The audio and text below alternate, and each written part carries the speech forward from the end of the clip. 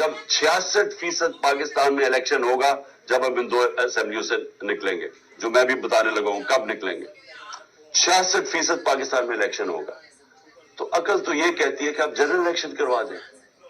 لیکن میں پھر سے کہتا ہوں، یہ خوف زدہ ہیں، الیکشن ہارنے سے ڈرے ہوئے ہیں، ان کا کوئی پاکستان کا مقصد نہیں کہ پاکستان اوپر جا رہا ہے یا نیچے جا رہا ہے، ان کا مقصد ایک ہے، کیسے اپنا چوری کا پیسہ بچانا ہے انہوں نے، اور اس لیے یہ الیکشن نہیں کروائیں گے، اور اسی لیے ہم نے فیصلہ کیا کہ ہم الیکشن کروائیں گے۔ اور میں نے اپنے سارے وکیلوں سے پوچھ لیا، یہ کوشش بھی کریں گے الیکشن کمیشن کے ذریعے کہ یہ کسی طرح ڈیلے ہو جائے۔ آئین بالکل اجازت نہیں دیتا 90 دن کے آگے۔ ہم نے فیصلہ کیا ہے، اور میں بڑا شکر گزار ہوں اپنے دونوں چیف منسٹرز کا، جنہوں نے بالکل میرے ساتھ چلے ہیں، میرا ساتھ دیا ہے۔ ہم نے فیصلہ یہ کیا ہے کہ ہم اگلے جمعے کو، آج ہے ہفتہ، اگلے جمعے کو ہم دونوں پختونخوا کی اسمبلی ڈیزالو کر دیں گے اور پنجاب کی اسمبلی ڈیزالو کر دیں گے، اور اس کے بعد ہم الیکشن کی تیاری کریں گے، اور اس کے بعد ہماری جو 100 غالباً 23 سیٹیں ہیں اس وقت نیشنل اسمبلی میں، ہم وہاں جا کے نیشنل اسمبلی میں جا کے اسپیکر کے سامنے ہم کھڑے ہو کے کہیں گے کہ ہمارے ریزگنیشن ایکسپٹ کرو۔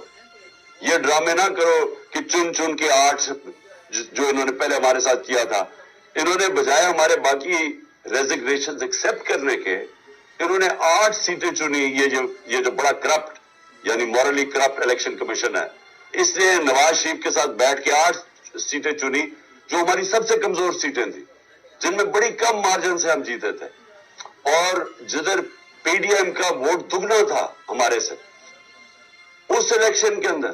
اب یہ عوام دیکھیں کدھر آج ایک باشعور عوام ہے، بیداری آئی ہوئی ہے ہماری قوم میں، پتا ہوتے ہوئے کہ میں نے اسمبلی میں نہیں، میں 8 سیٹوں پہ لڑا، پتا ہوتے ہوئے کہ میں نے اسمبلی میں نہیں جانا، اس کے باوجود میری قوم نے مجھے سارے 8 کی 8 سیٹوں پہ جتایا، 7 سیٹوں پہ جتایا، اور ایک جو کراچی کے اندر سیٹ تھی، ذرا وہاں دیکھ لے، وہ الیکشن کمیشن کو وہ دھاندلی نہیں نظر آئے گی جس طرح انہوں نے پوری اسٹیٹ مشینری استعمال کی اور ووٹ باہر پھینک دیا، جو یہ ہر بار استعمال کرتا ہے۔ میں اپنی قوم کو آخر میں صرف یہ کہنا چاہتا ہوں کہ دیکھیں، مایوسی گناہ ہے۔ آپ مایوس ہو کے گھر بیٹھ جائیں، یا آپ باہر ٹکٹ لے کے کسی اور ملک میں چلے جائیں اور کوئی نوکری مل جائے، یہ میری نظر میں یہ ایک انسان اپنی جو ڈیوٹی ہے معاشرے کو، اس سے بھاگتا ہے۔ اصل آپ سب کی ڈیوٹی یہ ہے کہ ہم اب کھڑے ہوں اور ہم ان چوروں کا اور اس کرپٹ نظام کا مقابلہ کریں، اور ہم کریں الیکشن کے ذریعے، اور الیکشن کے ذریعے ان کو سبق سکھائیں، آئین اور قانون کے بیچ میں رہتے ہوئے۔ میں نہیں چاہتا کہ یہ سری لنکا جیسا سچویشن ہو کہ لوگ سڑکوں کے اوپر آ جائیں اور توڑ پھوڑ ہو۔ میں چاہتا ہوں کہ ہم الیکشن کے ذریعے ان کو شکست دیں، اور ان کو ایسی شکست دیں کہ یہ ہمیشہ کے لیے ان چوروں کا نام و نشان یہاں سے چلا جائے، اور وہ تب ہوگا جب آپ سب اس کو اپنی ذمہ داری لے کے نکلیں گے۔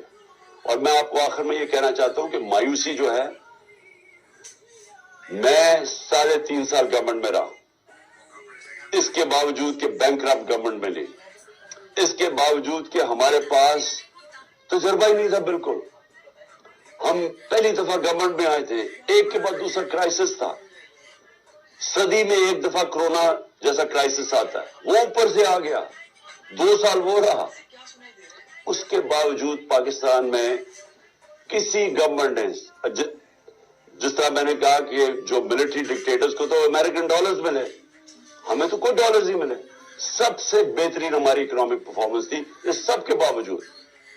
اب ہم سمجھ گئے ہیں، مجھے 3 اور 4 سال میں پوری سمجھ آ گئی کہ یہ گورنمنٹ چلتی کیسے ہے۔ میں آخر میں صرف آپ کو یہ کہنا چاہتا ہوں، مایوس نہ ہوں۔